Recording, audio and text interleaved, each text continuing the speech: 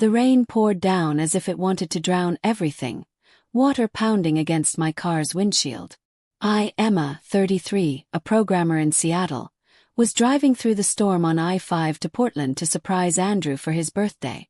7 years of marriage, we were childhood sweethearts, but lately Andrew had changed.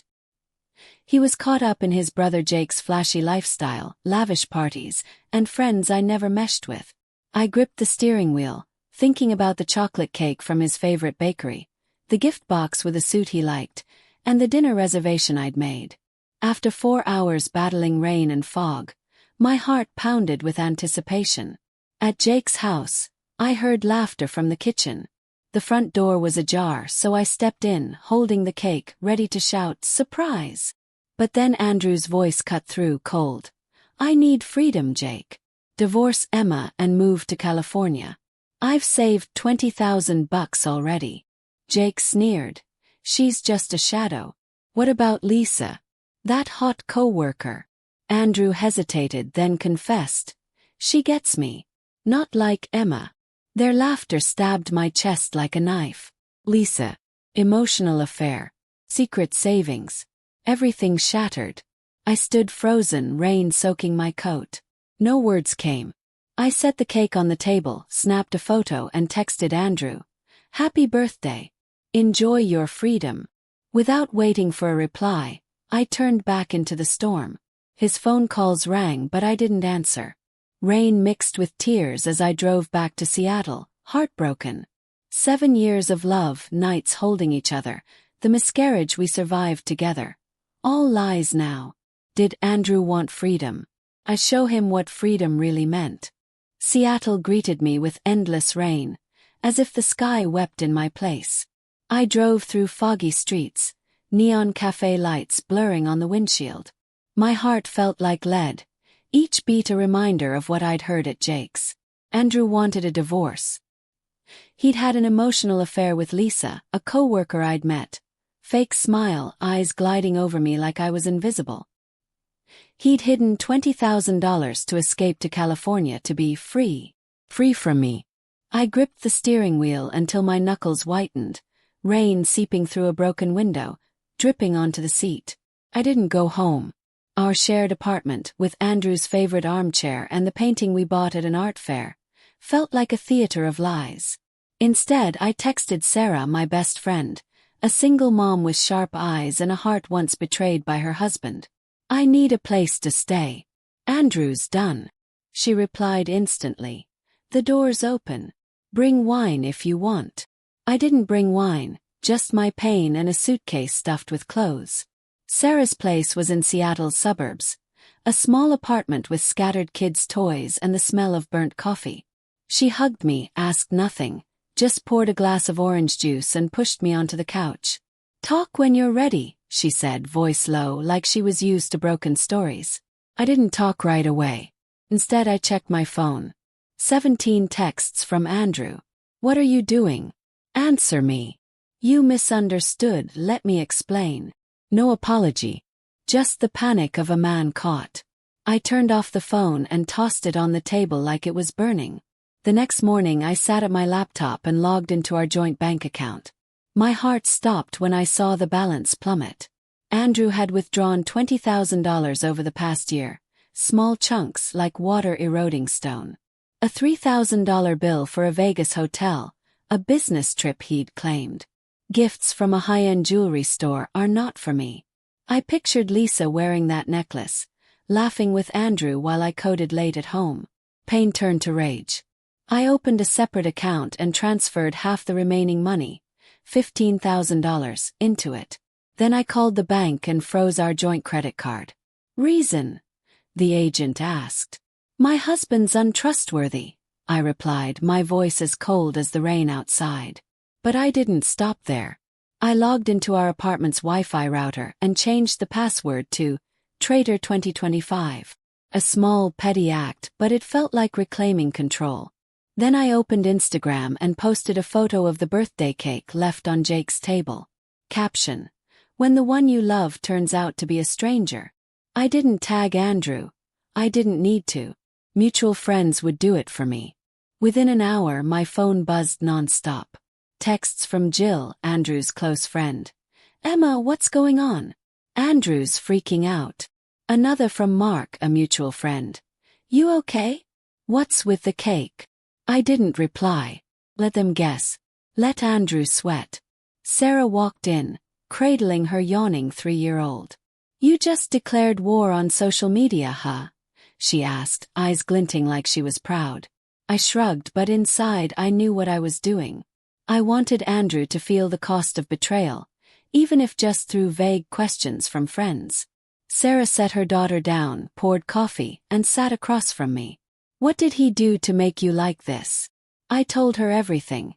Andrew's voice, his confession about Lisa, and his plan to ditch me for freedom. Sarah squeezed my hand. "He doesn't deserve you." "But what's next?" I didn't have a clear answer. But I knew I had to act. I called Rachel, a financial advisor Sarah recommended. Over Zoom, Rachel, with silver hair and a sharp voice, analyzed our joint account. "Andrew didn't just take $20,000, she said, scrolling through spreadsheets. "He opened a secret account and transferred $5,000 recently. There's a bill from a Portland restaurant, the same day you were there." My heart clenched. He'd been dining with Lisa while I drove through a storm to surprise him. Rachel suggested filing for legal separation to protect my assets. "Do it," I said, my voice shaking but resolute. That evening, I sat alone in Sarah's living room, listening to rain tap the windows. I thought about the early days with Andrew. He'd stood in the rain at Gasworks Park, knelt, proposed, and promised to be mine forever. But I also remembered the miscarriage 3 years ago. I'd cried every night, while Andrew stayed silent, left for work earlier and stayed out later. Had Lisa been there then? Or was that just the start of our drift? I opened my laptop and started writing. Not a diary but an anonymous blog. "When the one you love becomes a stranger," I typed, letting the pain spill into words. I didn't post it, just saved it like a secret I kept from myself. My phone buzzed. A new text from Andrew. "Emma, I don't know what you heard, but I swear there's nothing with Lisa. Meet me, please." Barefaced lies. I pictured him in our apartment, panicking over the Instagram post. But I didn't reply. Instead, I opened my email and sent a request to the apartment management to change the garage code. Andrew wouldn't get in easily anymore. I also texted my boss, asking to work remotely for a few weeks, citing family issues. My boss agreed, no questions asked. The next day, social media stirred. Jill texted again. "Andrew says you misunderstood. He's really worried about you." Another friend, Claire, asked, "What's with the cake? Drama?" I smirked, feeling like I was directing a play Andrew didn't know the script for. But deep down I trembled. 7 years of marriage, cooking together, movie nights on the couch. All felt like someone else's dream. I watched Sarah play with her daughter, her eyes full of strength despite her ex's betrayal. "You'll get through this," she said, like she read my mind. "But don't let him drag you down." I opened the blog and reread my words. My story, Andrew's, Lisa's, the storm. I hit publish. Anonymous. Within hours, a few comments appeared. "I was betrayed too," one wrote. "Thanks for speaking out." For the first time since leaving Portland, I felt a spark. Not hope but strength. Andrew wanted freedom. I'd show him how strong I could be without him. I clinked orange juice glasses with Sarah, silently vowing not to let this pain define me. Seattle still shimmered in endless rain, but this morning, a gray light slipped through Sarah's window blinds, illuminating the kitchen table where I sat. The cold coffee in my hand matched my stare at the laptop screen, where our joint bank account revealed Andrew's betrayals in numbers. Not just the $20,000 he'd siphoned off, but new expenses. $2,000 for a designer bag, bills from upscale restaurants, and a transfer to an account under L. Thompson. Lisa. Her name cut like a blade, sharper than the storm the night I left Portland. I texted Rachel, the financial advisor, scheduling a meeting for that afternoon. "Need to dig deeper," I wrote, hands trembling as I typed. Sarah walked in, hair tied messily, eyes shadowed from staying up with her feverish daughter. "You okay?" she asked, voice hoarse but eyes sharp as knives. I told her about Lisa's account. Sarah frowned, placing a hand on my shoulder. "He didn't just betray you. He stole from your shared future." Her words choked me. Future. The word felt like a joke now.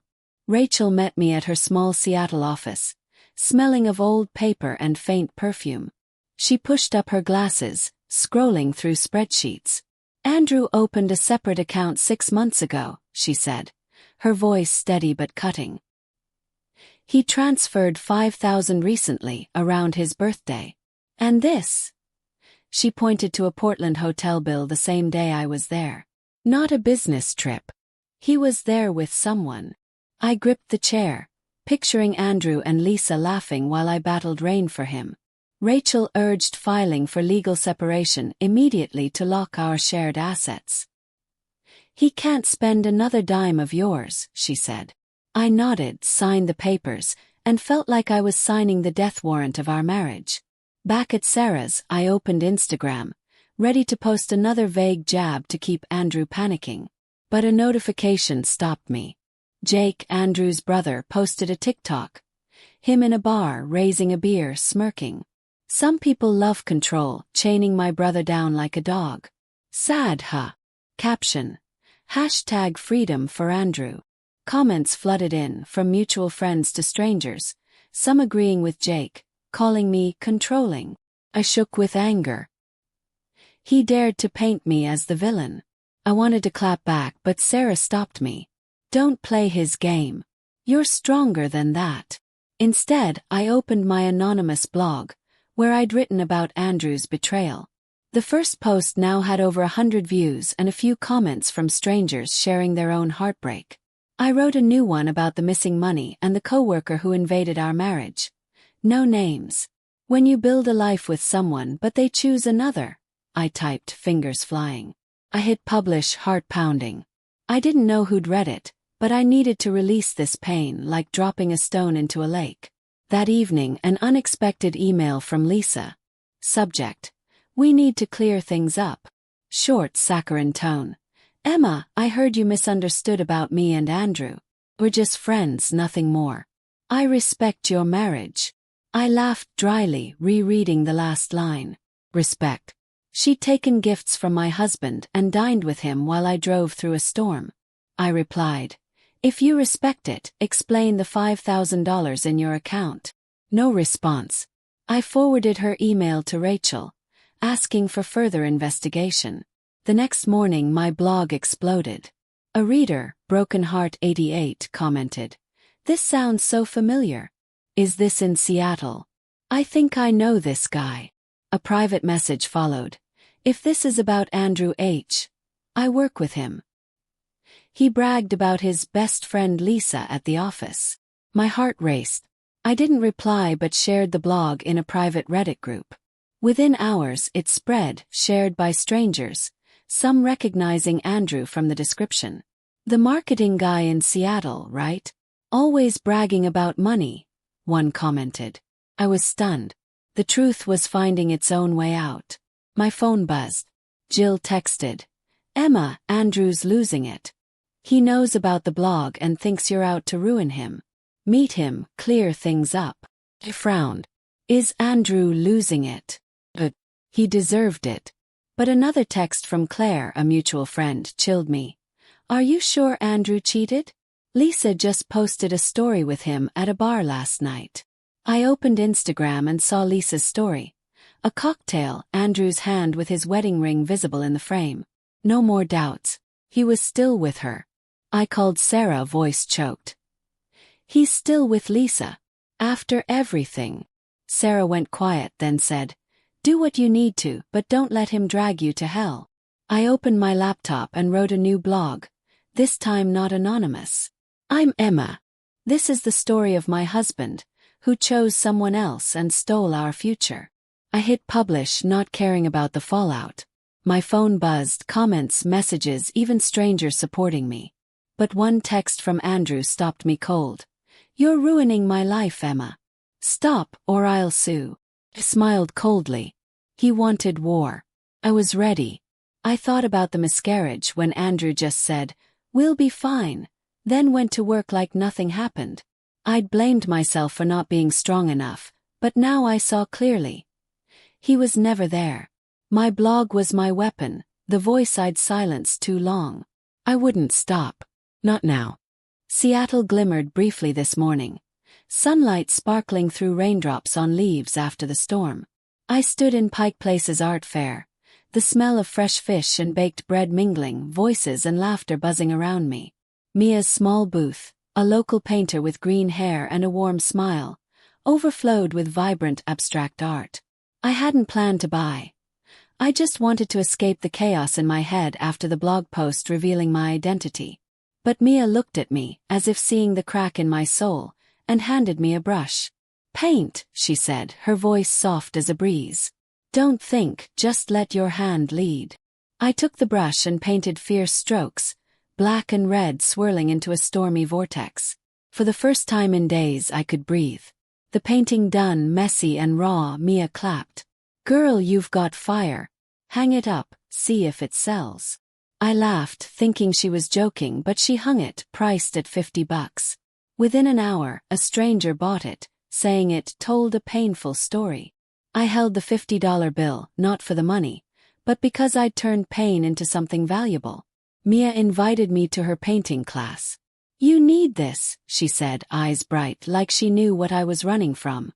I agreed, feeling like I'd found a new door. But that door slammed shut when I heard my name. Andrew. He stood a few booths away, shirt rumpled, eyes red like he hadn't slept. The crowd faded, just him and me, among paintings and the sound of waves from Elliott Bay. "Emma, we need to talk," he said, voice hoarse, almost pleading. I crossed my arms, anger from the past days surging like a wave. "Talk about what? Lisa, or the $20,000 you hid?" He flinched, glancing around like he feared eavesdroppers. I cut contact with her. "I'm in therapy. Your blog. It's destroying me." I smirked, not out of joy, but at his audacity. "Destroying you? You did that when you chose her." Andrew stepped closer, voice low. "You don't understand. Lisa was just a friend, an escape when I felt trapped. I don't want a divorce anymore. I want to fix this." I stepped back, feeling slapped. "Escape?" He called betraying me an escape. "Fix this?" I asked, voice sharp as a blade. "Can you fix the miscarriage when you left me alone? Or the money you stole from our account?" He opened his mouth, but no words came. The crowd started glancing, some whispering. I turned, but he grabbed my hand. "Emma, I'm begging, stop the blog. I'll lose my job." I yanked my hand free. "Then lose it. That's the price of truth." Back at Sarah's, I checked my phone, heart racing at a missed call from an unknown number. The voicemail played, Jake's voice, drunk and growling. "Emma, you think you're clever with that blog? I'll spread word that you cheated. See who believes whom. Andrew's my brother, and you're ruining him." I laughed, not from humor, but at his desperation. I saved the voicemail and sent it to Sarah. "He's threatening the wrong person," she said, eyes gleaming like she was ready for battle. "Keep it. Could be useful." I nodded, feeling like I was in a chess game I didn't fully understand. That night I opened the blog. The post revealing my identity had thousands of views, comments flooding in. "You're so strong." "He doesn't deserve you." But also harsh ones. "You're just vengeful." I didn't care. I wrote a new post about meeting Andrew at the fair and Jake's threat. "They want me silent," I wrote. "But truth doesn't stay quiet." I hit publish, feeling like I'd thrown a grenade into Andrew's life. Within hours, comments exploded. A co-worker of Andrew's wrote, "He bragged about Lisa at work all the time. You deserve better." Another, "Jake's a creep, always dragging Andrew down." The truth spread like wildfire, and I'd lit the match. Sarah walked in and handed me hot tea. "What are you doing, Emma?" "Starting a war." She grinned, but her eyes were serious. "They want to play dirty, I'll play back. I replied, voice calm but firm. She nodded, like she knew I wasn't just fighting Andrew but the weak version of myself. I thought about the miscarriage, sitting alone in the bathroom, crying for a baby that never came, while Andrew went to work, avoiding me. I'd thought it was my fault, but now I saw. He chose to run, and Lisa was just part of his string of bad choices. My phone buzzed. A text from Jill. Emma, Andrew's suspended from work over the online drama. He knows it's your blog. He wants to meet. I frowned. Suspended. Part of me felt vindicated, but a tiny part ached. 7 years weren't easy to erase, even if I wanted to. I texted back. Tell him to meet me at Groundworks Coffee tomorrow at 3 p.m. No promises. I didn't know what I was ready to hear, but I needed to look in his eyes to see if he was truly sorry or just saving face. As I turned off the light, lying on Sarah's couch, the rain outside sounded like a sad song. My storm painting, now someone else's, lived on in my mind, red and black swirls like the anger and pain I carried. Andrew might apologize, Jake might threaten, but I wasn't the old Emma, ready to forgive for peace. I'd found my fire, and I wouldn't let it die. Groundworks Cafe in Seattle hummed with the smell of roasted Robusta beans and the grind of machines.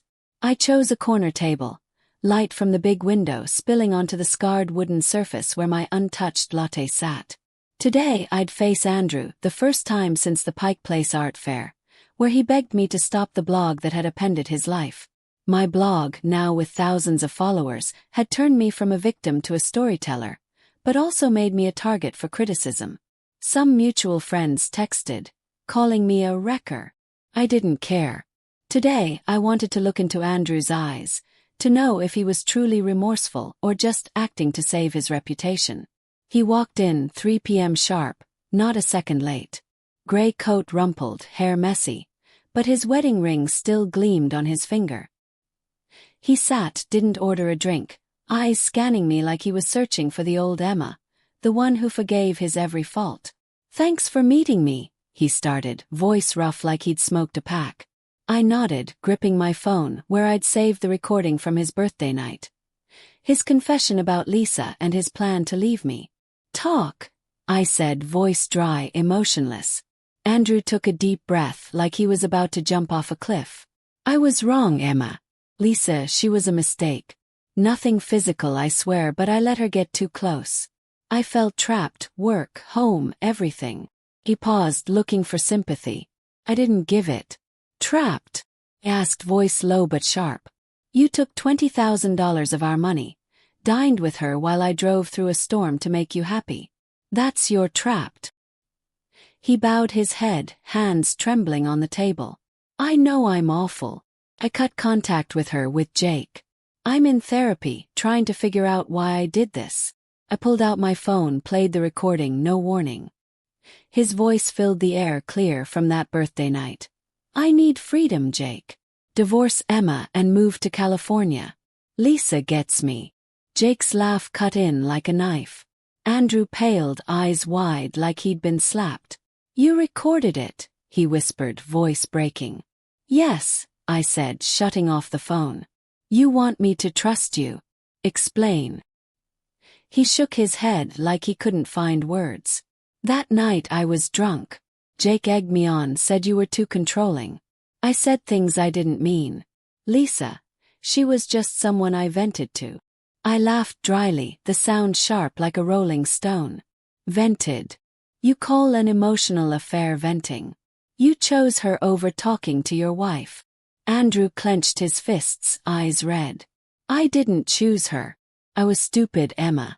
I saw friends with fancy cars, big houses, and felt like a failure. I blamed you, but it was my fault. He paused, voice choking. I want to fix this. Couples therapy, anything you want. I looked at him, searching for sincerity, but saw only the desperation of a man who'd lost everything. My blog had gotten him suspended from work, friends turned away, and now he sat here, begging like I held the key to his future. Fix this. Yes. Can you fix the miscarriage when you left me alone? Or the photo with Lisa at the bar last week? He froze. Who told you about the bar? Lisa showed it off. I replied, voice cold. Her story with your wedding ring in the frame. He buried his face in his hands, shoulders shaking. That wasn't what you think. She asked me for a drink, said she wanted to clear things up. I went because I thought I needed to end it for good. I shook my head. Andrew, you didn't end it. You prolonged it. I stood, grabbed the latte bill, placed it in front of him. Pay this. It's the only thing you can do for me today. He looked up, eyes wet, but said nothing. I walked out, leaving him with the cold coffee and the truth he couldn't deny. Outside, Seattle rained again, drops rolling down my coat. My phone buzzed nonstop. A text from Sarah. How'd it go? What did he say? I didn't reply, unsure what I felt. Anger, satisfaction, or just emptiness. Back at Sarah's, I opened the blog. A new comment from Brokenheart88. I work with Lisa. She told everyone she and Andrew are about to go official. Don't trust him. My heart raced. Lisa. Always her. I screenshot the comment, sent it to Rachel, asking to save it as evidence. The blog was now a fire I couldn't control, each post drawing hundreds of comments, from support to condemnation. One wrote, "You're an inspiration." Another, "You're destroying someone's life for ego."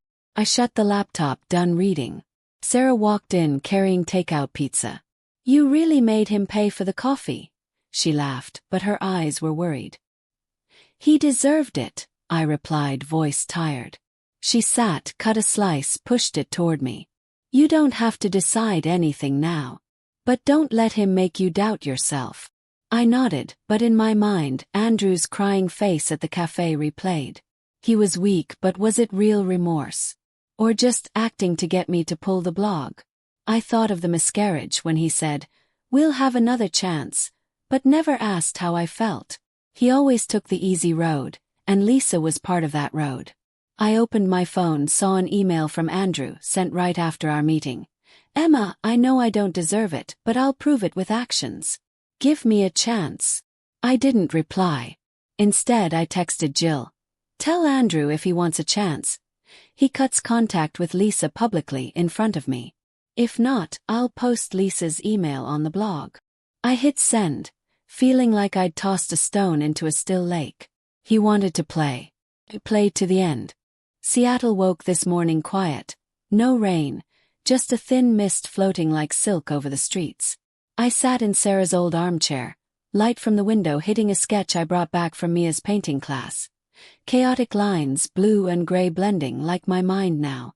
The groundworks meeting with Andrew yesterday left a bitter aftertaste, like the latte I left behind. He cried, begged, but his words about Lisa and feeling trapped echoed, piercing me like needles. My blog, now with thousands of followers, was a whirlwind, each post stirring up comments from strangers, from support to mockery. Brokenheart88's comment about Lisa claiming she and Andrew were going official kept me up all night. Was he still lying, or was Lisa playing her own game? Sarah burst in, phone in hand, eyes gleaming like she'd struck gold. "Emma, you gotta see this," she said, showing me a post from Andrew's company's internal group, forwarded by a mutual friend. "Andrew's suspended indefinitely," Sarah read aloud, voice gleeful. "The online drama pissed off his boss. They say he tarnished the company image." I frowned, not exactly happy but not sad either. He brought it on himself. Sarah continued. "And get this, Lisa's been moved to another department. Office gossip says she bragged about her relationship with Andrew, but now everyone's turning on her." I nodded, feeling a chess piece flip the board. But it wasn't enough. My phone buzzed, an email from Andrew sent at midnight. "Emma, I told Lisa no more contact. I sold the Mustang, moved out of Portland, and I'm working with a therapist to understand why I ruined everything. I know you don't believe me, but I want to make it right. The miscarriage. I never told you I was hurting too, but I didn't know how to show it. I pushed you away, and I regret it every day. I reread it, each word a pebble tossed into the still lake of my heart. Regret. Or desperation from being cornered. I didn't reply but saved the email, another piece of evidence to weigh. A text from Lisa came right after, like she knew I was thinking of her. Emma, I'm sorry for any misunderstanding. Andrew and I are just friends. He says he wants to fix things with you, and I respect that. I've switched jobs, no contact with him anymore. I smirked, fingers hovering over the screen. Respect. She'd taken $5,000 from Andrew's account, posed with him at a bar. I replied, if you respect it, tell the truth. What did he promise you in California? No reply as expected. I forwarded her text to Rachel, asking to add it to the separation file. Every lie was a bullet I kept. I opened my laptop, checked the blog. The latest post about the Groundworks meeting had over 3,000 views. Comments flooded. You're a warrior. Don't let him fool you again. But one stopped me from Insider X. I work at Andrew's company. Lisa told me Andrew promised to take her to California after the divorce. He even bragged about a new life plan. My heart raced. New life. I screenshot it, sent it to Sarah. Is this real? She asked, voice skeptical. Maybe, I replied. But I'll find out. That afternoon, I went to Mia's studio near Lake Union. The smell of oil paint and soft jazz calmed my mind. I painted a new piece, not a storm, but a wave crashing on rocks, deep blue and frothy white. Mia stood behind, nodding. You're telling a story, Emma. Don't stop. I smiled, feeling like I was rebuilding myself with each stroke. A woman from class, Clara, older, invited me to a small exhibition in Capitol Hill. Your work has soul, she said. I agreed, not for the show, but because I wanted the world to see I wasn't just Andrew's wife. Back home, Sarah was scrolling through texts. Jill says Andrew came to her place, crying, wants to meet you to make things right. I frowned. He can meet me at the exhibition if he dares, I said. Sarah laughed. You're an assassin. But watch out, Emma. Jake's still lurking. I nodded, recalling Jake's threat. He could spread rumors, but I had proof, voicemail, emails, blog comments. I wasn't afraid. That night I sat alone, looking out the window, fog hiding the city lights. I thought of Andrew, his proposal at Gasworks Park, kneeling in the rain, eyes like stars, promising me the world.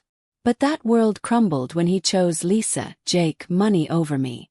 My blog was my voice now, but also a fire I couldn't control. Part of me wanted to stop, to heal quietly. But a bigger part wanted Andrew and Lisa to face consequences. I opened my laptop, wrote a short post. When the one you love promises someone else a future without you, what do? I choose to tell the truth. I hit publish, knowing this fire would keep burning. Seattle woke in a faint dawn, gray clouds veiling the sky like a curtain hiding secrets. I stood in my new Capitol Hill apartment, a small space with creaky wood floors and a window overlooking a graffiti-streaked alley. Unopened boxes stacked in the corner, but I wasn't in a rush. Moving here was a declaration. I was no longer Andrew's Emma, no longer living in his shadow. On the table, a new sketch from Mia's class, a cliff standing tall against a raging sea, black and deep blue swirling. It wasn't finished, but like me, it was finding its shape. My phone buzzed, pulling me from my thoughts. A text from Sarah. Jill says Andrew wants to meet you at the art exhibition tonight. He swears he'll do anything you want. You going? I stared at the screen, fingers hovering. The Capitol Hill exhibition, where my wave-crashing painting would hang, was my milestone. Andrew showing up could ruin it, but part of me wanted to see what he'd do to prove himself, like he promised in his email. I texted back. He can come. But not for him, for me. Sarah replied with a fist bump emoji, like she was cheering me into the ring. That morning I met Rachel over Zoom to review the separation file. She scrolled through documents, voice sharp as a blade. Andrew agreed to split assets fairly, sell the shared apartments, split the money. But he offered another option: reconciliation with couples therapy and financial transparency.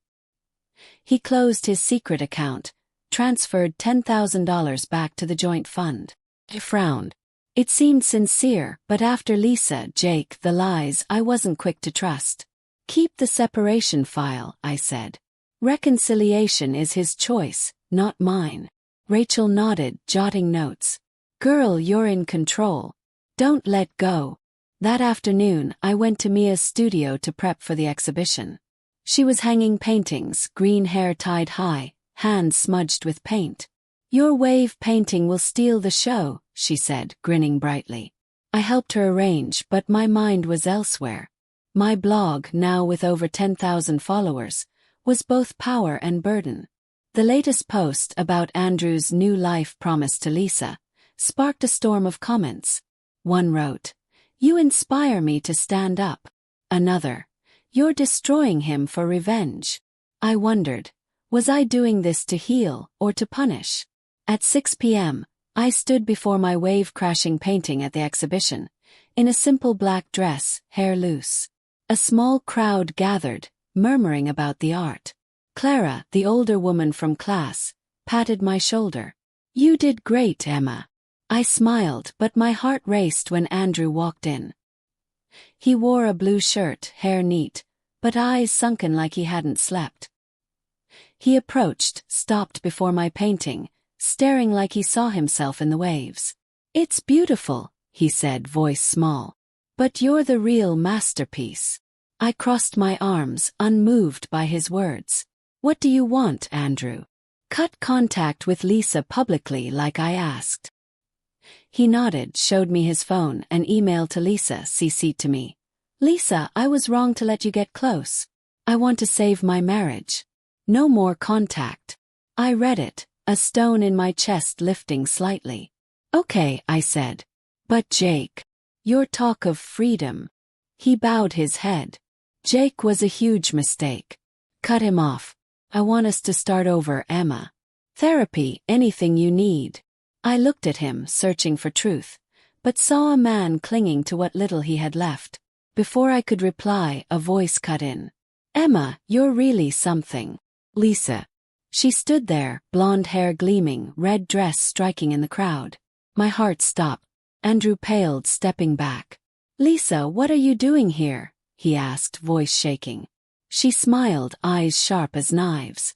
Just wanted to see the woman ruining Andrew's life. Your blog impressive. I stepped forward, voice calm but cold. Ruining. No, Lisa. I'm telling the truth. Like the $5,000 he sent you. Or his promise to take you to California. The crowd hushed, eyes on us. Lisa smirked. You got it wrong. Andrew just helped me when I was struggling. He loves you, not me. But her voice wavered, and I knew she was hiding something. Andrew jumped in, voice panicked. Emma, I swear there's nothing more. Lisa, leave. Lisa sneered, turning away, but not before tossing back. Ask him about the email last month, Emma. Then see who's telling the truth. She vanished into the crowd, leaving the air heavy as lead. I turned to Andrew, eyes burning. What email? He shook his head, but I saw the fear in his eyes. Nothing, she's lying. I stepped back. If you want reconciliation, bring that email, or don't show up in my life again. I turned, leaving him before my painting of crashing waves. Back at the apartment, I opened the blog, saw a new comment from Insider X. Check Andrew's company email. Lisa kept copies of everything. I messaged Rachel, asking her to trace it. My phone buzzed, a text from my dad. Emma, your mom's worried. Forgive Andrew, marriage is about holding on. I deleted it, feeling like the world wanted me to be the old Emma. But I wasn't her anymore. I sketched a new painting, a flame on a cliff, a declaration. I wouldn't be extinguished. Seattle donned a night cloak. Lights from high-rises reflecting on Puget Sound like fallen stars. I stood in my new Capitol Hill apartment, holding a paintbrush, staring at my finished painting. A flame on a cliff, vivid red against a pitch-black background, defying the dark. Last night's exhibition haunted me. Lisa appearing like a bomb, hinting at Andrew's secret email, him standing there, pale, stammering denials. My blog, now with tens of thousands of followers, was a torch burning unchecked, drawing support and vicious criticism. I was no longer invisible Emma, but this light came at a cost. This morning a package arrived at my door. No sender's name, just a box of chocolate cake from the Portland bakery. The kind I'd bought for Andrew's birthday, the kind I left on Jake's table the night everything shattered. Inside, a note in Andrew's shaky handwriting. You gave me freedom, but I just want to come back. I'm sorry. I stared at the cake, heart aching, not from love, but from memories of the man I thought was forever. I snapped a photo, posted it on the blog with, "Your freedom, my strength." No explanation, none needed. Followers would understand. My phone buzzed, an email from Rachel. Found the email Lisa mentioned, she wrote, attaching a PDF. I opened it, breath-catching. A chain of emails between Andrew and Lisa from last month, when he swore he'd cut contact. He wrote, "Lisa, you're right, I need a fresh start. California will be ours, but I have to handle Emma first." Lisa replied, "She won't let you go easily. Be careful." I gripped the phone, feeling the floor collapse. He'd lied to me, even while crying at Groundworks, even in his apology emails. I forwarded the file to Sarah, texting, "He hasn't changed. Never will." She called, voice boiling. "Post it on the blog, Emma. End him." I shook my head, though she couldn't see. "No. I'll do it my way." That afternoon I went to Mia's studio, carrying the flame painting. She was brewing tea, eyes mischievous. "Ready for a bigger exhibition?" she asked. I nodded, but my mind was elsewhere. "Mia, if someone you loved betrayed you, would you give them another chance?" She paused, looking through me like glass. "If they changed, maybe. But if they repeat, that's not a chance, it's self-destruction." Her words hit my chest. Andrew hadn't changed. He was just good at acting. That evening, Andrew texted, begging to meet at a small pub near Lake Union. I agreed, not for him but to close this chapter. The pub was dim, smelling of beer and old wood. He sat in a corner, nursing a whiskey, eyes sunken. "Emma," he began, voice rough. "I saw the post about the cake. I know I don't deserve it, but I've cut all contact with Lisa, with Jake. I want us to try couples therapy." I looked at him, seeing a broken man, but not for me, for the consequences. I pulled out my phone, opened the email between him and Lisa, slid it across the table. "Read," I said, voice calm as a lake. He scanned the screen, face ashen. "Emma, it's not what you think." I cut him off. "Not what I think. You promised her a future while begging me for forgiveness. You chose Andrew, and it wasn't me." He buried his face in his hands, shoulders shaking. "I was wrong.